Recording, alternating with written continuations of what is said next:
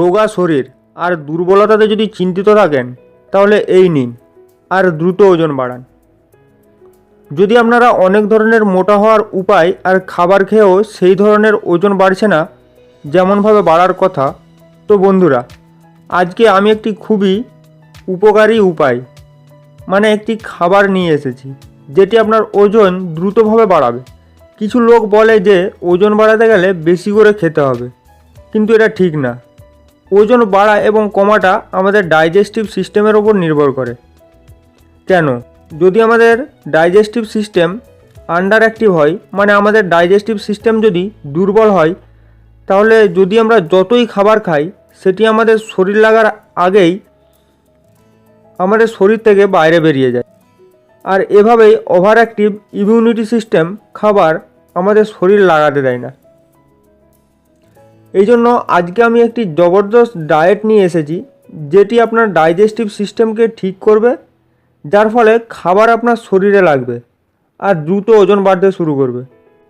তো আসুন দেখে নিন আপনি এটি কিভাবে তৈরি করবেন। এই টিপসটি তৈরি করার জন্য সবার প্রথমে আপনাকে এখানে নিতে হবে শুকনো খেজুর।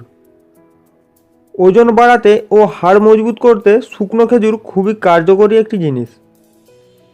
শরীরের দুর্বলতাকে দূর করার সাথে সাথে এটি আপনার ডাইজেস্টিভ সিস্টেমকে ঠিক করে, যার ফলে খাবার আমাদের শরীর লাগাতে শুরু করে দেয়।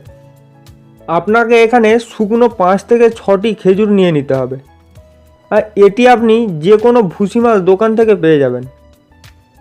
আর এরপর আমরা এখানে নেব বাদাম।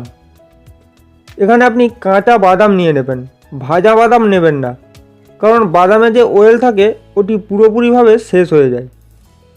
কাঁচা বাদামে অয়েল ভরপুর মাত্রায় হয়।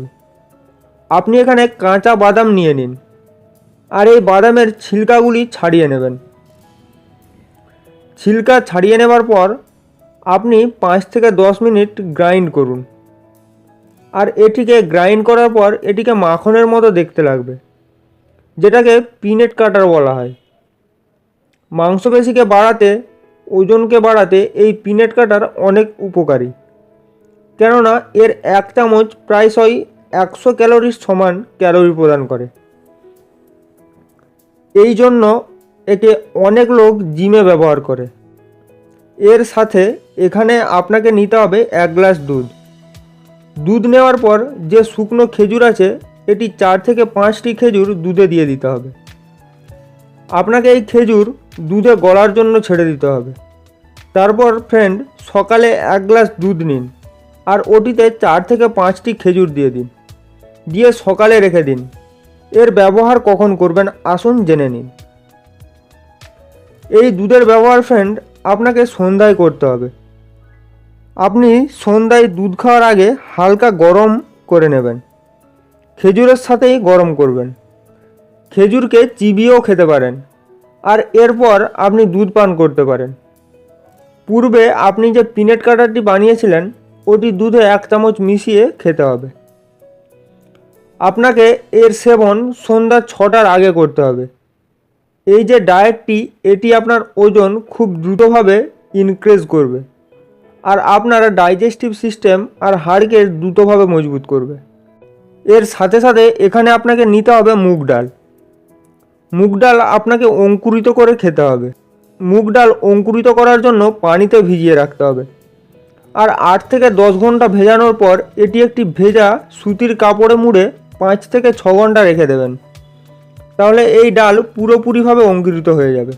অঙ্কুরিত ডালে প্রোটিন ভরপুর মাত্রায় হয়, যেটি আপনার মাংসপেশিকে বাড়ায় আর আপনার চওড়া হতে শুরু করে।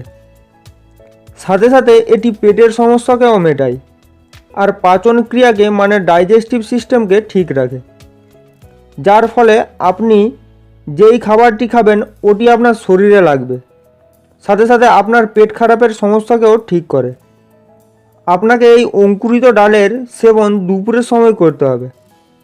আপনি দুপুরে যে কোনো সময় এর সেবন করতে পারেন। আপনাকে এটি প্রায় 1 বাটি মতো খেতে হবে। এর সাথে সাথে এখানে আপনাকে ফ্রেন্ড 2টি জিনিসের খেয়াল রাখতে হবে। সবার প্রথমে সকালে নাস্তা করার 1 ঘন্টা পর কিছু না কিছু ভালো ফল খেতে হবে। আপনি 2 থেকে 3টি কলাও খেতে পারেন, যেটা থেকে আপনার অনেক ফায়দা হবে। সাথে সাথে আপনাকে লক্ষ্য রাখতে হবে, যদি আপনার খিদে কম লাগে তো খিদে বাড়ানোর জন্য আপনার লিভারের কোনো না কোনো সমস্যা আছে কি না এটাও জানা দরকার। লিভার ভালো রাখার জন্য আমলকি এবং অ্যালোভেরার জুস খেতে পারেন, যেটা থেকে আপনার লিভার মজবুত হবে আর আপনার খিদে বাড়তে শুরু করবে। আর এর সাথে সাথে হালকা ব্যায়াম অবশ্যই করবেন।